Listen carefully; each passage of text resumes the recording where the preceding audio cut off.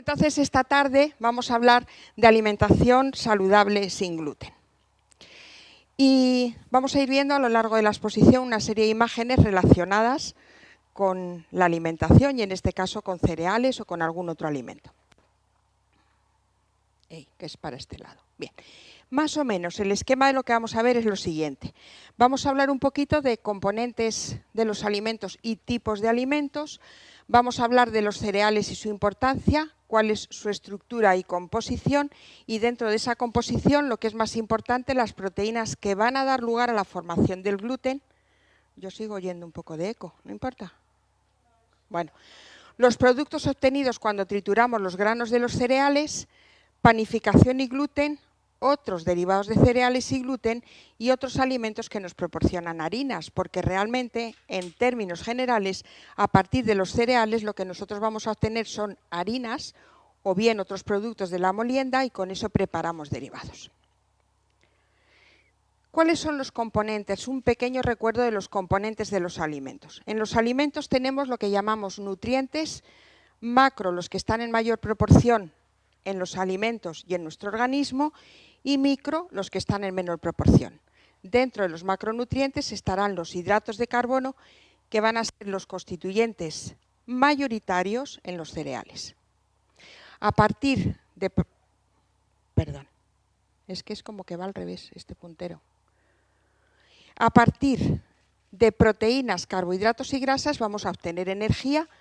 Las grasas son las que proporcionan más energía por gramo, 1 gramo de grasa 9 kilocalorías, 1 gramo de proteínas o de carbohidratos 4. Sin embargo, la mayor cantidad de energía que nosotros obtenemos a partir de los alimentos es precisamente a partir de los carbohidratos.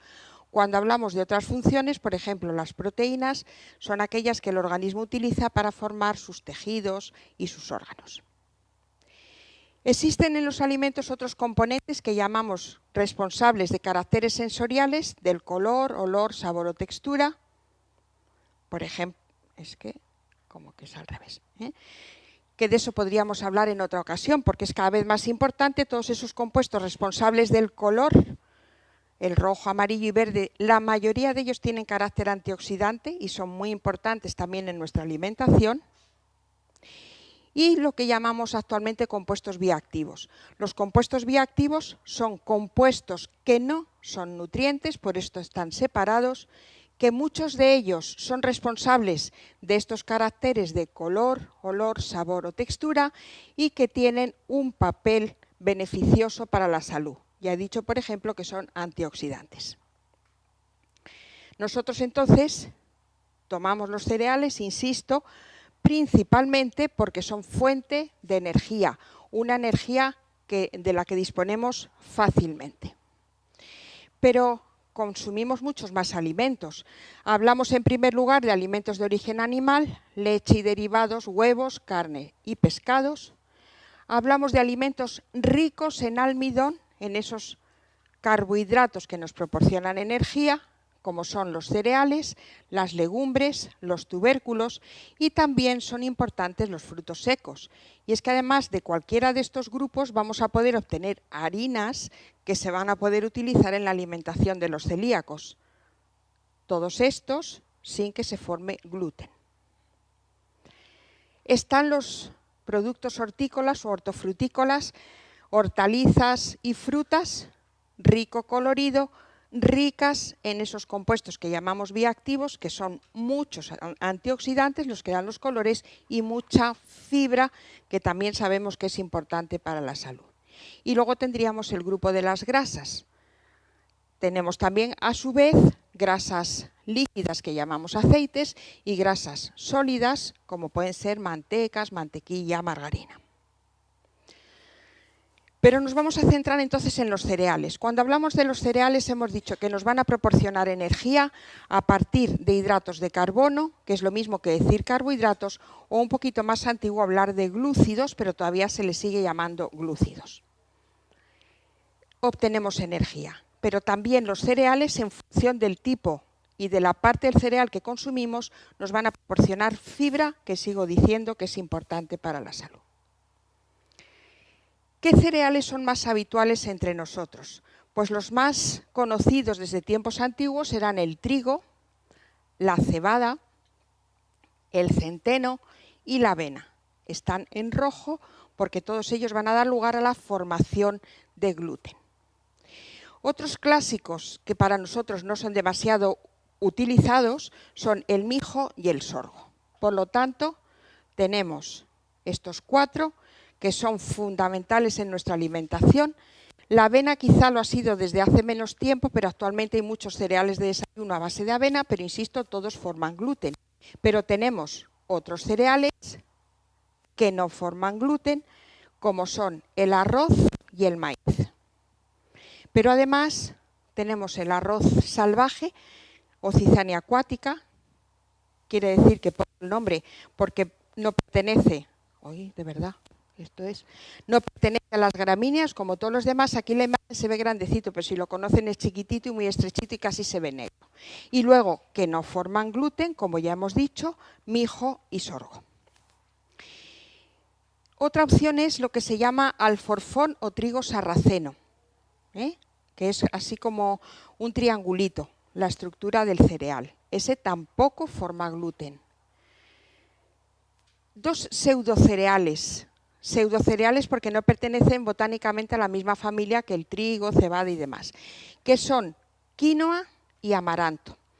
La quinoa está muy extendida ya en Madrid, se puede encontrar con mucha facilidad. Son, no sé si lo conocen, como unas bolitas de un color blanquito, aunque hay quinoas de distintos colores. Y el amaranto es una semilla más chiquitita que se utiliza menos, pero son pseudocereales porque en su composición se parecen a los cereales tradicionales y tampoco forman gluten. Precisamente la quinoa, que el Año Internacional de la Quinoa fue hace 2 años, precisamente la quinoa tiene una composición excelente, una proteína de mucha calidad. Bueno, esto sería la quinoa y esto sería la kiwicha, y ambas dos proceden de la zona andina. Pero hay otros cereales menos comunes que sí forman gluten, por lo tanto, en el caso del problema que nos ocupa hay que huir de ellos, como son espelta, el camut o el tritordeum. El tritordeum es una variedad que se ha obtenido a partir de trigo y cebada, que tiene menos gluten, no es transgénico, sino que se han obtenido por mejora genética, como ocurría desde el principio de los tiempos. El maíz no forma gluten y vamos a fijarnos que hay maíces de muchos colores.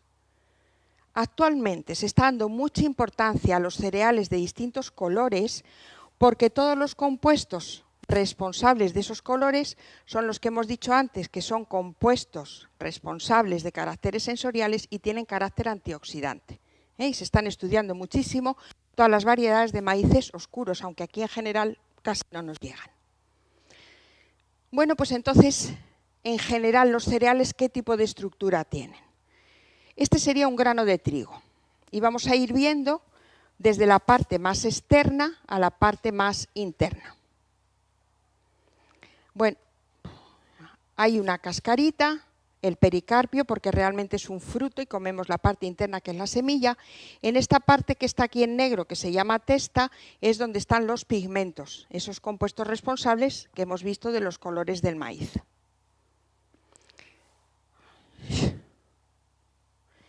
Debajo de esto que se llama testa hay una capa que se llama capa de aleurona, que tiene más proteína.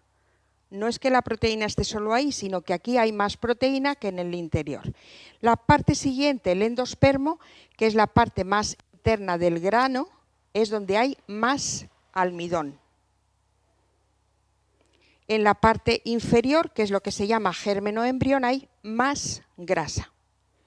A veces se utiliza y de hecho se comercializa, por ejemplo, aceite de germen de maíz, aceite de germen de trigo, que se obtiene de este germen del cereal y que es una grasa de excelente calidad. El contenido de elementos minerales, porque los cereales también tienen minerales, está en mayor proporción cuanto más hacia la parte externa del grano. O sea que en todos los sitios hay de todo, pero hay en mayor o menor proporción en función de más hacia afuera o más hacia adentro. Bueno, entonces hemos dicho que en la zona más hacia afuera habrá más proteína, pero en el interior también hay.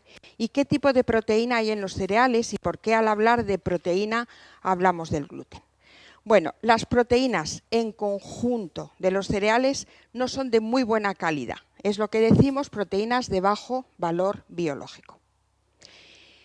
Cuando hablamos de proteínas debemos recordar que están formadas por aminoácidos, son cadenas de aminoácidos y en cada proteína hay uno que está en menor proporción y en el caso de los cereales es la lisina. La lisina es un aminoácido esencial. Por otro lado tenemos las legumbres que tienen más lisina y si comemos juntos cereales con legumbres tenemos una proteína de mayor calidad. Por eso se comen por los garbanzos con arroz o judías con arroz. Pero luego tenemos, como ya hemos comentado, cereales que forman gluten y los que no forman gluten. Pero, ¿de dónde procede ese gluten que perjudica a los celíacos? En todos los cereales hay distintos tipos de compuestos en las proteínas que llamamos fracciones proteicas y se clasifican en función de su solubilidad. Unas proteínas se llaman albúminas, son solubles en agua. Otras se llaman globulinas, son solubles en soluciones salinas. Otras se llaman prolaminas y son solubles en alcohol. Y otras se llaman glutelinas, que quedan en el residuo después de disolver en distintas cosas o bien se disuelven en ácidos. Pero en cada cereal las proteínas de esos tipos se llaman de distinta forma. En el trigo se llaman leucosina, edestina, gliadina y glutenina. De todas estas proteínas, ¿cuáles son las que causan problema a los celíacos? La gliadina, efectivamente. Estas dos proteínas, gliadina y glutenina, son las encargadas de formar el gluten. ¿Por qué digo formar el gluten? Porque el gluten en los cereales y en las harinas no existe. No está ahí. Ese gluten únicamente existe cuando yo mezclo la harina con agua, cuando yo fabrico pan o fabrico galletas. Cuando se juntan las proteínas que van a dar lugar al gluten junto con el agua es cuando se forma el gluten. ¿Y qué es el gluten? ¿Cómo vemos el gluten? Pues es una especie de chicle. Cuando nosotros hacemos prácticas con los alumnos, unos hacen la determinación de gluten en harina de trigo y otros hacen la determinación de gluten en harina de maíz. Y se asustan. Claro, porque el maíz no forma gluten. Entonces empiezan a hacer la masa y esta masa no funciona, no me sale la bolita. Y luego lo que se hace es, cuando yo tengo la masa y la dejo en reposo, se lava debajo del grifo para eliminar el almidón.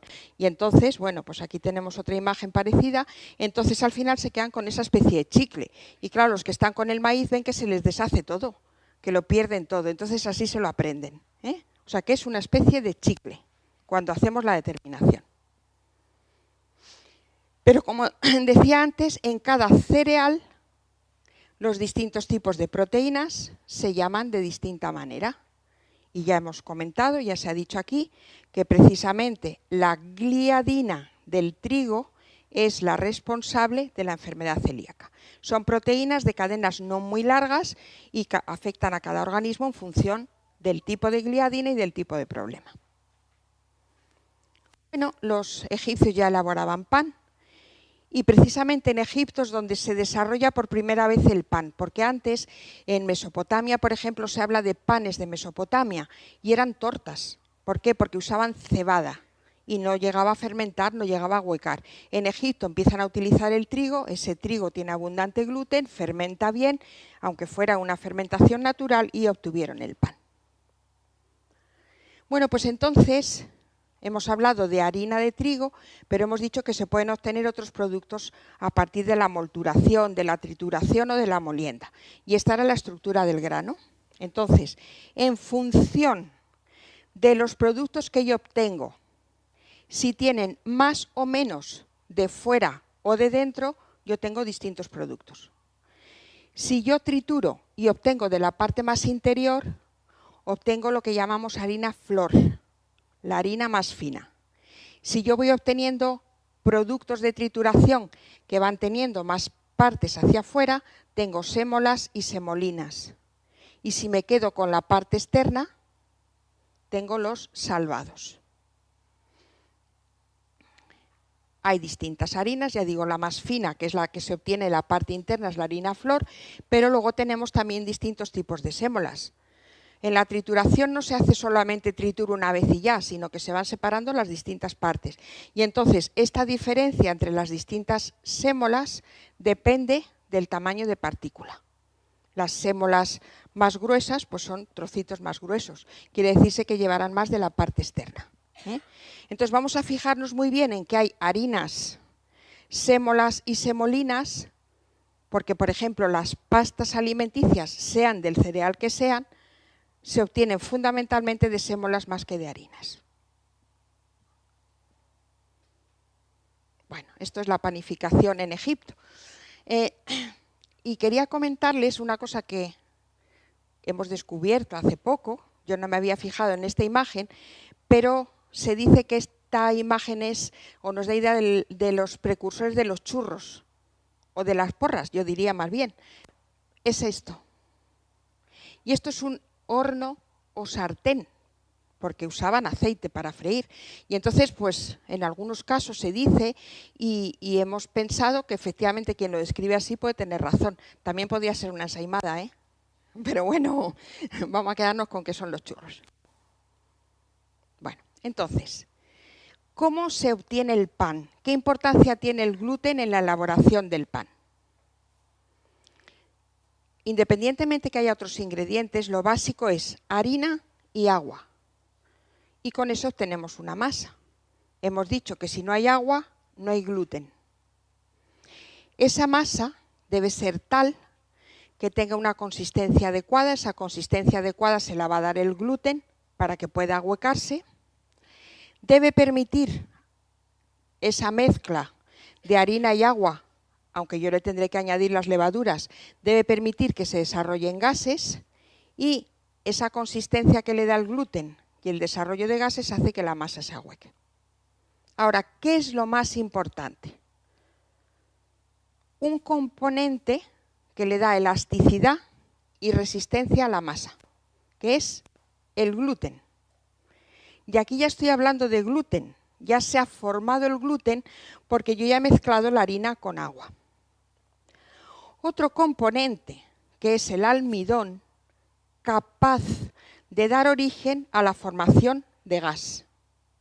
El almidón no fermenta, pero en la propia harina hay unos compuestos que llamamos enzimas que me van a ir hidrolizando, me van a ir rompiendo el almidón hasta llegar a azúcares sencillos. Y esos azúcares sencillos son los que utiliza la levadura para dar la fermentación. O sea que yo necesito el almidón, que es el característico de los cereales, pero se van a obtener moléculas más pequeñas que son las que utilizan las levaduras para fermentar.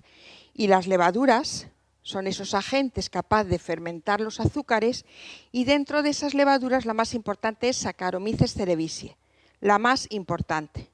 Hay otras, Saccharomyces minor, pero también hay bacterias lácticas. Cuando hablamos de levaduras y de Saccharomyces cerevisiae, estamos hablando de fermentación alcohólica. Es la misma levadura que sobre los azúcares de las uvas da origen a la fermentación vínica. Lo que pasa que aunque aquí se produzca alcohol, durante el proceso de cocción ese alcohol se pierde. O sea, es el principal agente de fermentación, pero repito, no el único. Cuando hablamos de harina y agua, hablamos de ingredientes que yo manejo para obtener el pan. Cuando hablamos de gluten y almidón, estamos hablando de los componentes de la harina. Bueno, entonces la panificación ya saben cómo se hace. Mezclamos los ingredientes, se va a producir esa fermentación, la masa se ahueca, se desprende anhídrido carbónico y luego lo llevamos al horno a cocer. Durante ese proceso de elaboración de la masa y el reposo para que fermente y se ahueque esa masa, se forma el gluten al mezclar con agua, pero además se ordena. tiene que tener una estructura ordenada. Aquí, que es al principio, ese gluten sin reposo no nos daría un buen pan. Tiene que pasar un cierto tiempo para que el gluten repose bien, se organice y tengamos una buena masa. Por eso se deja un tiempo para que se organice el gluten y se desprenda el CO2. De tal manera que esa gliadina responsable de la enfermedad celíaca y esa glutenina, cada una tienen una misión diferente. Pero en ambos casos, especialmente en las glutelinas, hay una fuerte retención de agua. Para que se forme el gluten, insisto, y lo vamos a ver en imagen, hará falta el agua. Estas son las gliadinas, que hemos dicho que son cadenas pequeñas. Las glutelinas son más largas o más grandes, y para que se forme el gluten y obtengamos la masa, hay que dar energía y tiene que estar presente el agua. Entonces se forma esa red, ese entramado, que es lo que permite que la masa se ahueque. Normalmente, en ese entramado van a intervenir aminoácidos que tengan azufre en su molécula, lo que llamamos aminoácidos azufrados, y esa unión se llaman puentes disulfuro. Y eso hace que la red se vaya haciendo cada vez más grande y que dé la consistencia a la masa de pan. Bueno, un cuadro de Zurbarán. A mí este me gusta porque digo, bueno, son monjes, ¿verdad? Pero pan y vino, característicos de la dieta mediterránea. Bueno, pero tenemos otros productos derivados de cereales muy comunes. Tenemos las pastas, de las que vamos a hablar ahora, galletas, productos de pastelería, confitería, masas fritas, cereales de desayuno, productos de aperitivo. Y vamos a ver, en algunos casos se forma gluten y en otros no. Las pastas.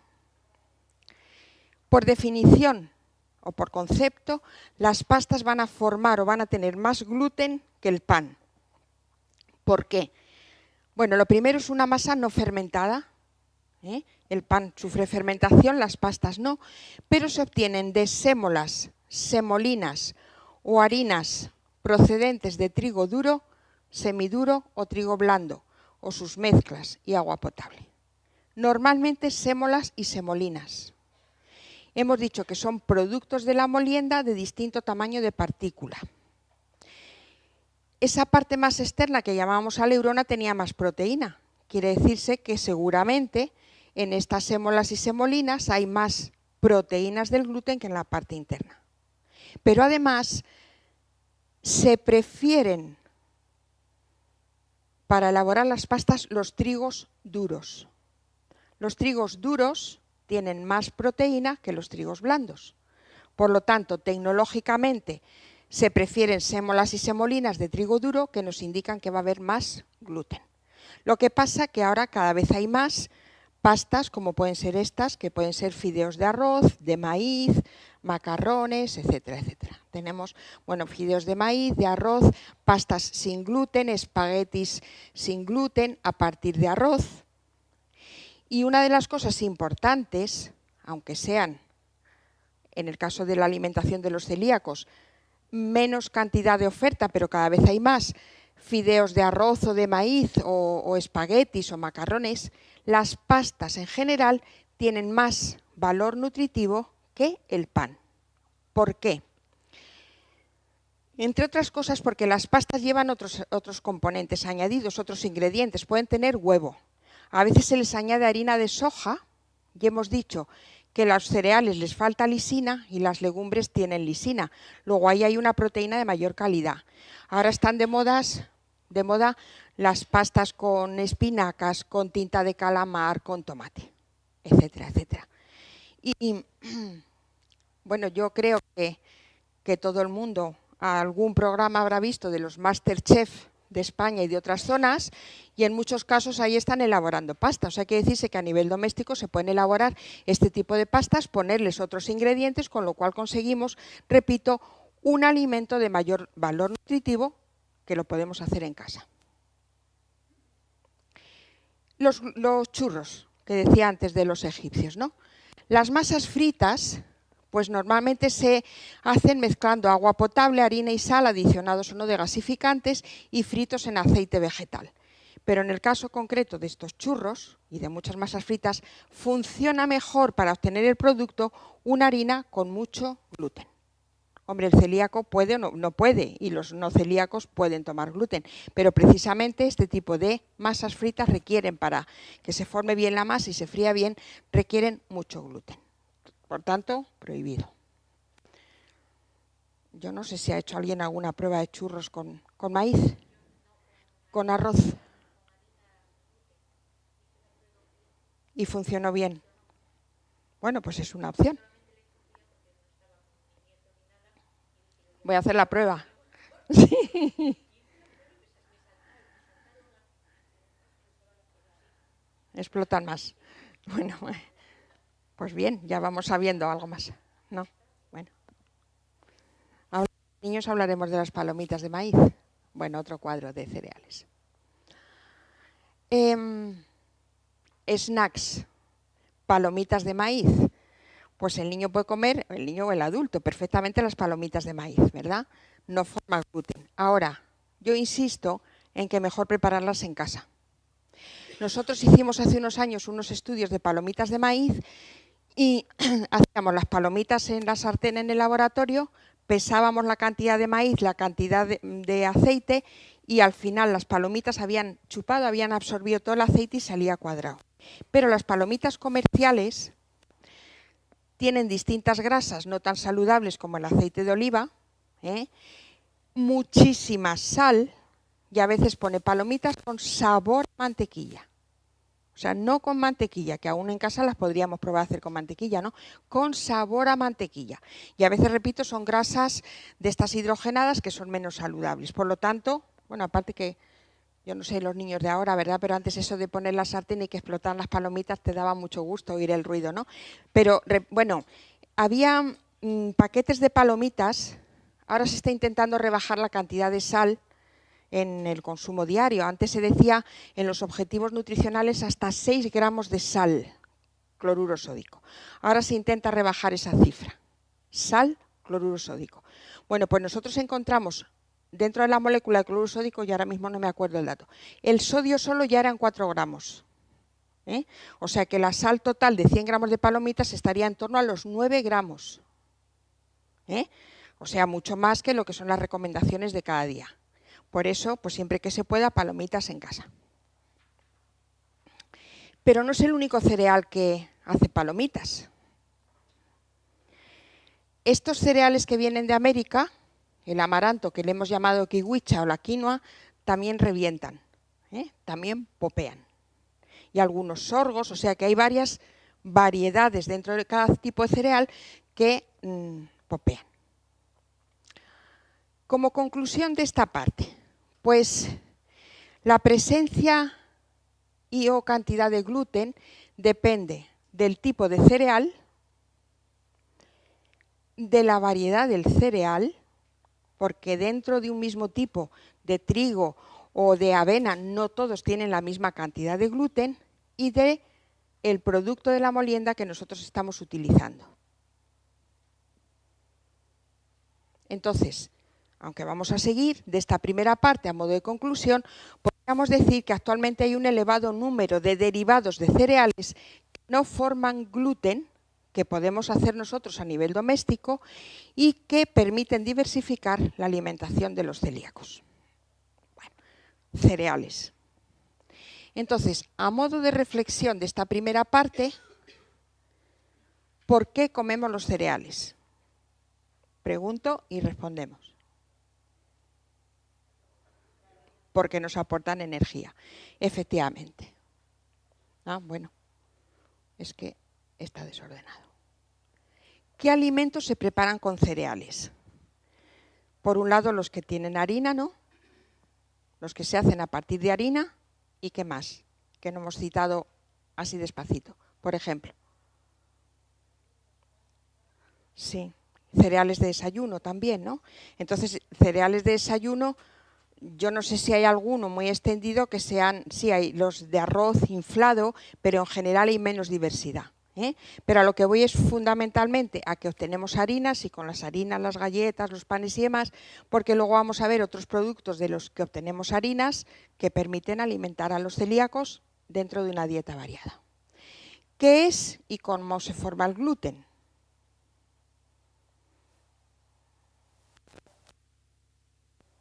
Es proteína, un tipo de proteínas concreto que junto con otras y con el agua se forma el gluten. Gliadina y glutenina. Bien, y agua de fuera de la harina. ¿Todos los cereales forman gluten? Pues no. Fundamentalmente maíz y arroz no forman gluten y ya digo el alforfón o trigo sarraceno y la quinoa, que se pueden encontrar ahora perfectamente en Madrid. Y luego, eso, ¿cuáles no forman gluten? Pues ya lo hemos dicho. Bueno, ya sabemos respecto a los cereales, pero queremos enriquecer la dieta de una persona celíaca. ¿Y qué tenemos al alcance de la mano? Al principio hemos hablado de alimentos de distintos grupos. Veíamos esta diapositiva. Hablábamos de cereales, legumbres, tubérculos y frutos secos. ¿Qué cosas podemos sacar de aquí? Esto es una plantación de quinoa, de este pseudo cereal que se encuentra en Madrid. En general la quinoa, yo no sé, ¿alguien ha usado la quinoa en la cocina? ¿Por qué?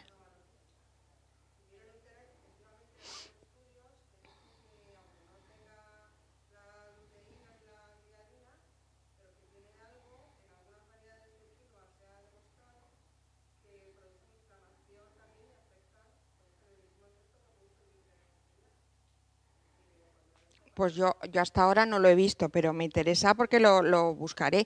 Pero vamos, ya digo, hace 2 años fue el Año Internacional de la Quinoa, yo hice una revisión enorme y me sigue interesando, porque además a veces con los alumnos del máster de nutrición ponemos trabajos y a mí me gusta mucho poner la quinoa y poner la mandioca, ¿eh? Vale, pero se puede buscar, ¿eh? Hay que intentar seguirle la pista porque podemos rectificar, pero hasta ahora está considerado el único problema que tiene la quinoa es que forman muchas saponinas, o sea, mucha espuma, y hay que quitarle todo eso. Pero yo hasta ahora, honradamente, bueno, pues a mí me gusta muchas veces participar en estas cosas porque a mí también me viene bien, yo también aprendo, ¿no? Seguiremos la pista. Sí. Pues es que en el Ateneo de Madrid organizo todos los meses unas conferencias y va a haber venido una alumna boliviana que ha hecho un trabajo de quinoa y que nos ofreció que nos llevaría quinoa, pero tuvo no sé qué problema y no nos lo trajo. Y yo no la he probado. O sea, que sabe raro.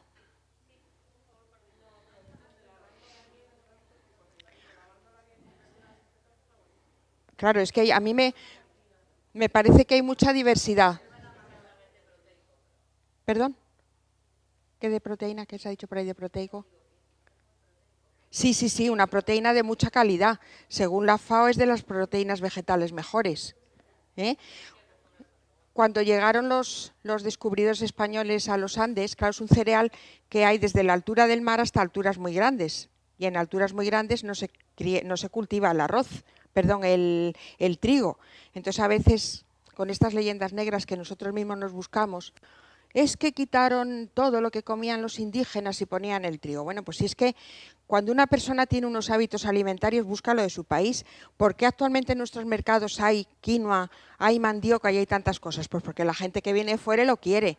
Y es que además el trigo se daba en zonas bajas, en zonas altas era esto o patata, no había otra cosa, ¿no? Entonces le llamaron el arroz de los indios. Bueno, pan, comillas, porque para nosotros el pan es el de trigo únicamente, pero pan de quinoa, galletas, rosquillas, o sea que hay una diversidad de productos en dulces y en salados. Estos serían brotes, que eso sería otro tema a tratar, brotes de semillas de leguminosas, que es muy interesante desde el punto de vista nutricional.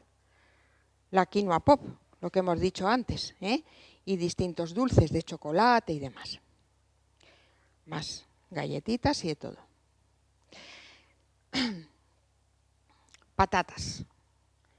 Pues la harina de patata nos permite también preparar muchos platos, ¿no? O sea, utilizar esa harina en vez de otra.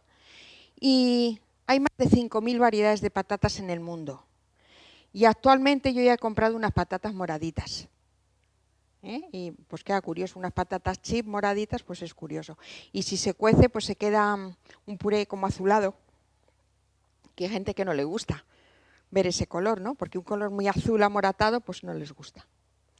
La mandioca o yuca. A mí esta me parece muy interesante, también está en los mercados porque han venido mucha gente a América fundamentalmente. Allí en América, hace ya bastantes años, cuando yo estuve la primera vez, concretamente en Paraguay, lo típico era el asado con mandioca. Mandioca hervida, y eran unas mandiocas muy fibrosas. Ahora han mejorado muchísimo y ahora ya no solamente es la mandioca hervida, sino que también hacen pues patatas fritas. Yo digo pues el tema de albóndigas o de croquetas, es muy interesante. Dulces, postres.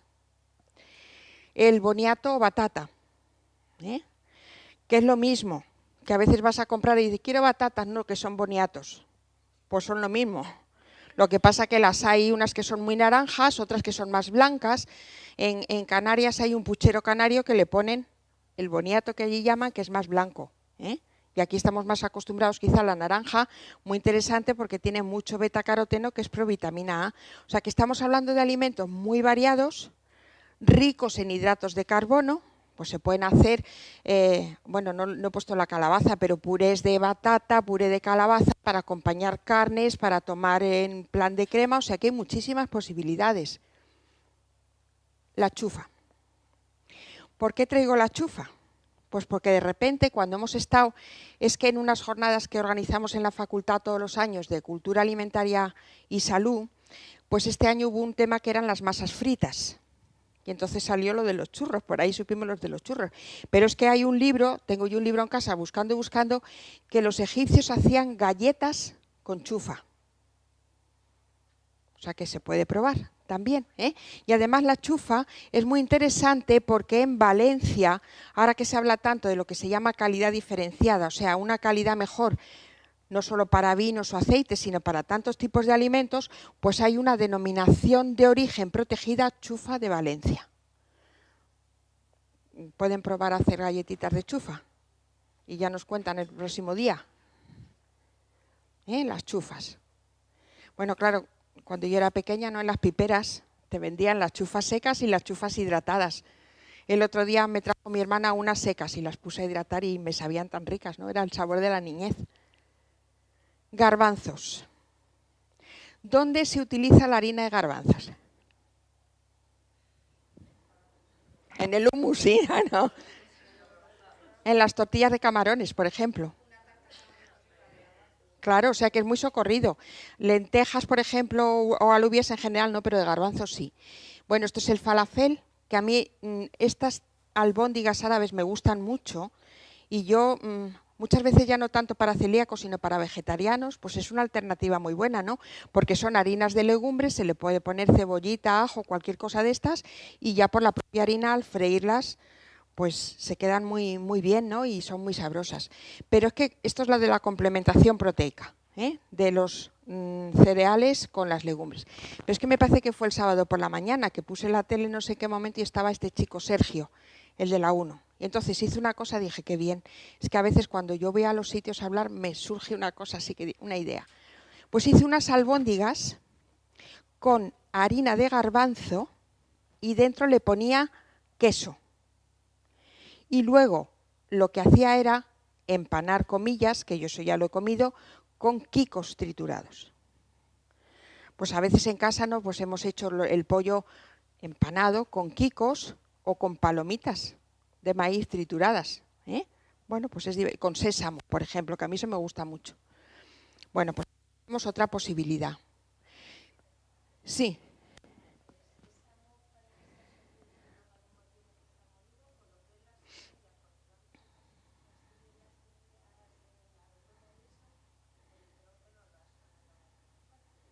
Bueno, normalmente al masticar no pasan enteras, aunque una parte sí que pasa entera, pero luego el pH del estómago es muy ácido, y va atacando. Lo primero que hace es destruir todas esas partes más externas.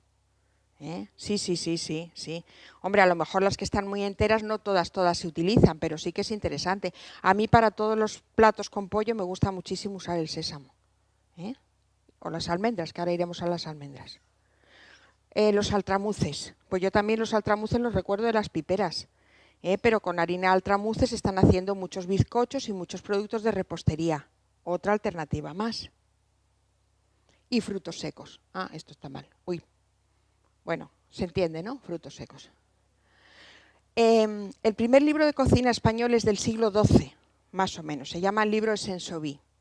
Y en toda aquella época, 12, 13, 14, y en cocineros del siglo XVI, XVII y XVIII, todas las salsas las espesaban con almendra.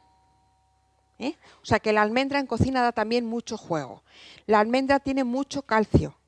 Es muy interesante, tiene mucho calcio, tiene magnesio, tiene fibra y tiene una grasa de excelente calidad, casi mejor que la del aceite de oliva. Aunque nosotros en cocina utilizamos la almendra triturada, como digo, para salsas, pero se utiliza, por ejemplo, las castañas para hacer pasteles de castañas, ¿no? De tipo postre. Y la bellota se ha utilizado en tiempos de la Edad Media muchísimo en forma de harina.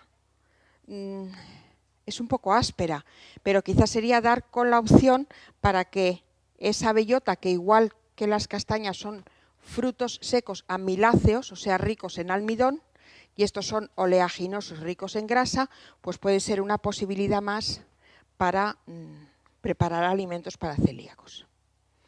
Y entonces, ya para concluir, sobre esta parte, preguntas también un poco de reflexión, ¿no? ¿Nos gustan las croquetas? Qué ricas, ¿no? ¿Y con qué podemos hacer croquetas? Puede ser.